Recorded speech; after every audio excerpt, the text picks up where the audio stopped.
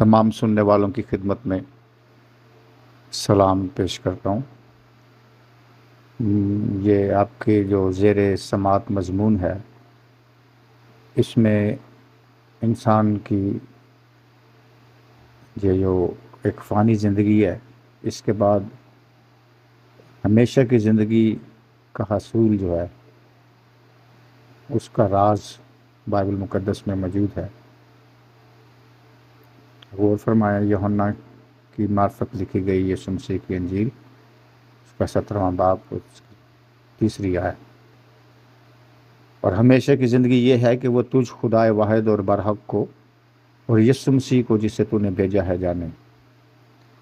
اس آیت سے واضح ہوتا ہے کہ ہمیشہ کی زندگی حاصل کرنے کے لیے یہ ضروری ہے کہ خدا اور یسوع مسیح کا عرفان حاصل کیا جائے، یعنی یسوع مسیح کے روپ میں خدا کو پہچان لیا جائے۔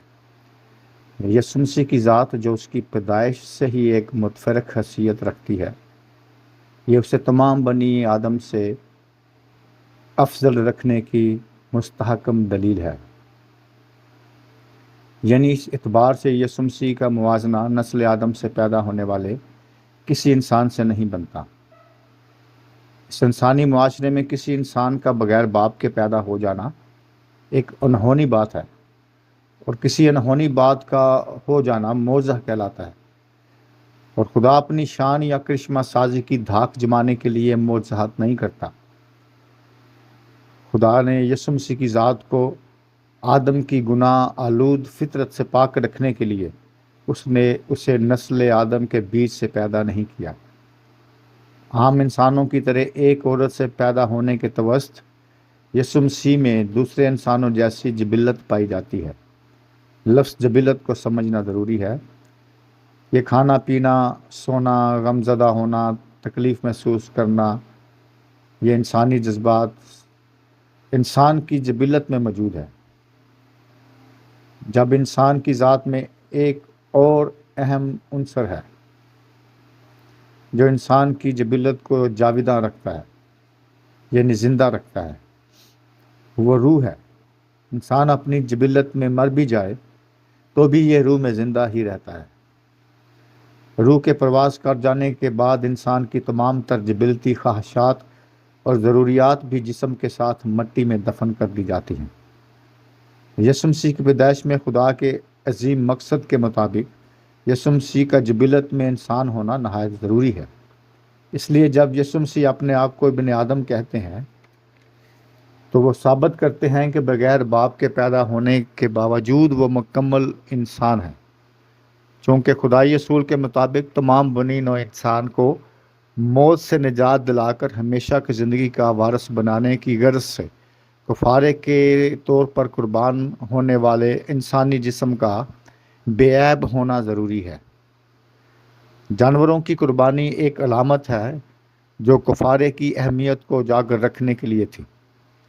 ابراہیم سے انسانی قربانی کا تقاضا ایک اشارہ ہے کہ جانوروں کی قربانی سے وقتی کفارہ ہوتا ہے، جبکہ شریعت انسانوں کے کفارے کے لیے کسی بے عیب انسان کی قربانی کا تقاضا کرتی ہے۔ آدم کے بیچ سے پیدا ہونے والوں کے بارے خدا فرماتا ہے کہ کوئی بھی نیک نہیں، ایک بھی نہیں، سب نے گناہ کیا اور خدا کے جلال سے محروم ہو گئے۔ پھر شریعت کا تقاضا کون پورا کرتا؟ خدا جب ابراہیم کا ہاتھ روکتا ہے تو اسے یقین دلایا کہ شریعت کو ٹالنا ناممکن ہے، انسانی قربانی کے بغیر کفارہ ممکن نہیں، اور کوئی انسان اس لائق پاک نہیں، اس لیے فرمایا میں خود انتظام کروں گا۔ یسوع مسیح کی ذات خدا کا وہ انتظام ہے جو اس نے تخلیق کائنات سے پیشتر اپنی ذات میں منظم کر لیا تھا۔ اس انسانی برے کو خدا نے ازل سے ہی اپنے ارادہ میں قربان کر دیا تھا۔ اس برے کا خون گناہ کا اینٹی وائرس ہے، کیونکہ خواہش نے گناہ اور گناہ نے موت کو پیدا کیا۔ اس لیے اس گناہ کا اینٹی وائرس تخلیق کائنات سے پہلے ہی پیدا کر دیا گیا تھا، جو خدا کو الخبیر ثابت کرتا ہے۔ کیونکہ اگر خدا کائنات بنانے سے پہلے گناہ اور موت کے سد باب کا انتظام نہ کرتا تو وہ قادر مطلق ثابت نہ ہوتا۔ خدا اپنی محبوب مخلوق انسان کے بارے بخوبی آگاہ تھا کہ اس کا اپنی خواہشات پر جو گناہ پیدا کرتی ہیں قابو پانا ناممکن ہے۔ اس لیے اس نے یسوع مسیح کی قربانی پر ایمان لانے والوں کے لیے ایمان سے راست باز ٹھہرائے جانے کا دروازہ کھول دیا، جیسے یسوع مسیح نے فرمایا کہ دروازہ میں ہوں، جو کوئی مجھ سے داخل ہوگا نجات پائے گا۔ ایمان سے راست باز ٹھہرائے جانے والوں کو روح القدس انعام میں دیا جاتا ہے۔ روح القدس خدا کی قوت ہے، کوئی دوسرا تیسرا خدا نہیں۔ وہ خدا کی قوت ہے جو وہ ایمانداروں کو قوت دیتا ہے کہ وہ اپنی خواہشات پر قابو پائیں اور گناہ اور شیطان پر غالب آ سکیں، کیونکہ ایک عام انسان کا گناہ اور شیطان پر غلبہ پا لینا ممکن نہیں۔ عدن میں بچھڑے ہوئے انسان سے خدا کا یسوع مسیح کی ذات میں دوبارہ ملاپ ہوتا ہے، یا یوں کہنا بھی مبالغہ نہ ہوگا کہ یسوع مسیح کی ذات باغ عدن ہے، جہاں انسان اور خدا قریب تر ہو جاتے ہیں۔ یسوع مسیح کی پیدائش پر آسمانی گروہ یعنی فرشتگان خدا کی حمد کرتے ہوئے ظاہر ہوئے، جو خدا اور انسان کی یسوع مسیح کی ذات میں صلح کا پیغام سنا رہے تھے۔ یہ اس جدائی کی صلح ہے جو باغ عدن میں ہوئی۔ اب دیکھنا یہ ہے کہ کس طرح یسوع مسیح کی ذات میں خدا اور انسان کا ملاپ ہوتا ہے۔ غور فرمائیے، کیونکہ یسوع مسیح جبلت میں انسان اور فطرت یعنی روح میں خدا ہے، یوں ایک مقدس ذات میں آپ خدا اور انسان کو یکجا دیکھ سکتے ہیں، کیونکہ یسوع مسیح جسم اور جبلت کے لحاظ سے ابن آدم اور قربانی کے مشن پہ معمور خدا کا نمائندہ یا خادم نظر آتا ہے، جبکہ روحانی اعتبار سے یسوع مسیح کی ذات اپنے اندر الوہیت کی تمام تر معموری کی حامل ہے۔ لکھا ہے، الوہیت کی ساری معموری یسوع مسیح کی ذات میں سکونت کرتی ہے۔ جیسا یسوع نے فرمایا، جس نے مجھے دیکھا اس نے باپ کو دیکھا، باپ مجھ میں ہے اور میں باپ میں ہوں، اس لیے میں اور باپ ایک ہیں، دو یا تین نہیں۔ یسوع مسیح کی عجیب و غریب شخصیت ابن آدم اور ابن خدا کا اچھوتا امتزاج ہے۔ جیسے آدم کا بیٹا فطرت میں آدم کہلاتا ہے، اسی طرح خدا کا بیٹا بھی فطرت میں خدا ہی ہے۔ یسوع مسیح کی قدرت اور اختیار اسے ابن خدا یا فطرت میں خدا ثابت کرتے ہیں۔ یسوع مسیح نے فرمایا، میری باتوں سے نہیں تو میرے کاموں سے میرا یقین کرو کہ خدا مجھ میں سکونت پذیر ہے۔ اس طرح جیسے ہیکل میں پاک ترین مقام میں خدا عہد کے صندوق پر ایک روشن ہالے کی صورت مقیم ہوا کرتا تھا، اس وقت بھی خدا اپنے آسمانی تخت پر بدستور براجمان رہتے ہوئے بھی زمین پر اپنی موجودگی ظاہر کرنے کی قدرت رکھتا تھا۔ اب تخت پر بیٹھا خدا اور ہیکل میں موجود روشن حالہ خدا کی تقسیم نہیں، نہ ہی یہ دو عدد مختلف خدا ہیں، بلکہ یہ واحد خدا کے ہر جگہ موجود ہونے کا ثبوت ہے اور اس کی ذات کا عجیب پھیلاؤ ہے۔ یسوع مسیح نے اپنے بدن کو ہیکل کے ساتھ بھی تشبیہ دی، کیونکہ ہیکل میں ظاہر ہونے والا وہ روشن حالہ جو خدا کہلاتا تھا اب یسوع مسیح کے جسم میں اس کی ذات کا حصہ بن کے ظاہر ہوتا ہے۔ اس لیے خدا کا پاک روح یسوع مسیح کی جسمانی ہیکل میں موجود ہونے کے توسط یسوع مسیح بھی خدا کہلاتا ہے۔ یہ خدا کے دو اعداد میں تقسیم ہونے کی دلیل نہیں، اور نہ ہی دو خدا ہونے کی کوئی تقسیم ہے۔ خدا اپنے عظیم الشان تخت پر بٹھائے انسان کی شکل میں زمین پر ظہور پذیر ہونے کی قدرت رکھتا ہے۔ اس مقصد کو عملی جامہ پہنانے کے لیے خدا نے ایک ایسا انسان پیدا کیا جسے انسانی بیج اور فطرت سے پاک رکھا۔ اس مافوق الفطرت انسان کے انسانی جسم میں خدا کی فطرت ہونے کا ثبوت یہ ہے کہ اس نے جو فرمایا وہ اسی لمحہ ہو گیا۔ یہی خدا کی پہچان ہے۔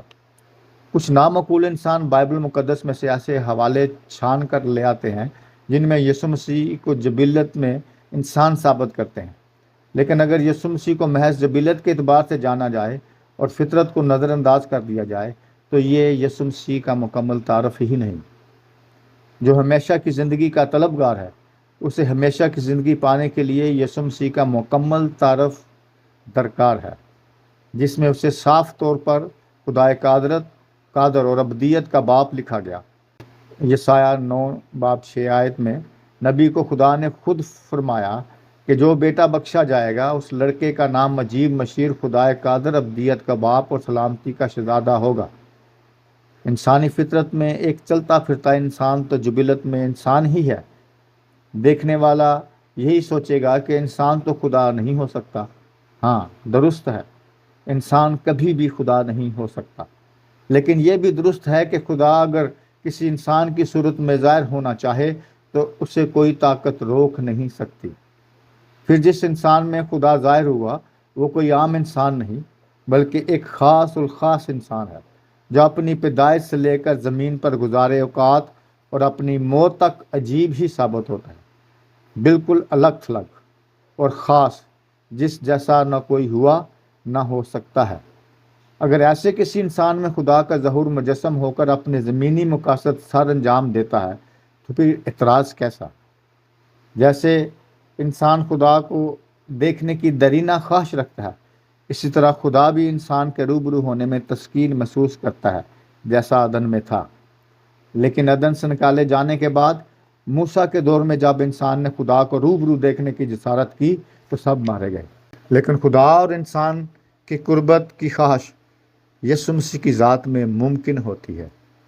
ایک احمق کو میں نے سوال کرتے ہوئے سنا کہ اگر بائبل مقدس میں سے کوئی ایسا حوالہ دکھا دے جہاں یسوع مسیح نے خود فرمایا ہو کہ میں خدا ہوں اور میری عبادت کرو تو میں مسیحی ہو جاؤں گا۔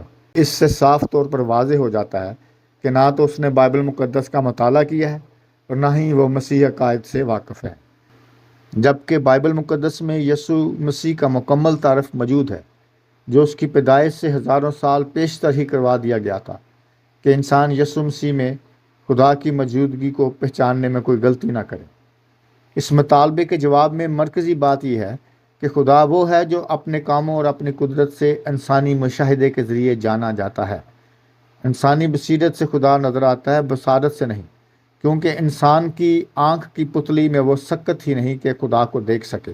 جب رومی یسوع کو باغ گتسمنی میں گرفتار کرنے آئے تو انہوں نے سوال کیا، کیا تو یسوع ناصری ہے؟ تو یسوع نے جواب میں فرمایا، ہاں میں ہوں۔ تو سب کے سب زمین پر اونھے منہ گر پڑے۔ ایسا ایک بار نہیں بلکہ 3 بار وقوع پذیر ہوا۔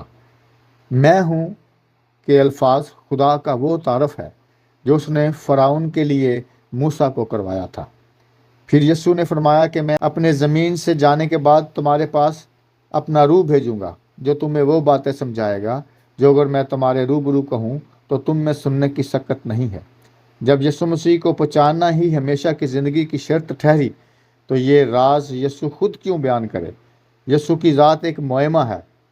بائبل مقدس میں دیے گئے واضح اشارات کی مدد سے اس معمہ کا حل انسان نے خود تلاش کرنا ہے۔ جس نے یہ معمہ حل کر لیا وہ ہمیشہ کی زندگی کا وارث بن جائے گا۔ آمین۔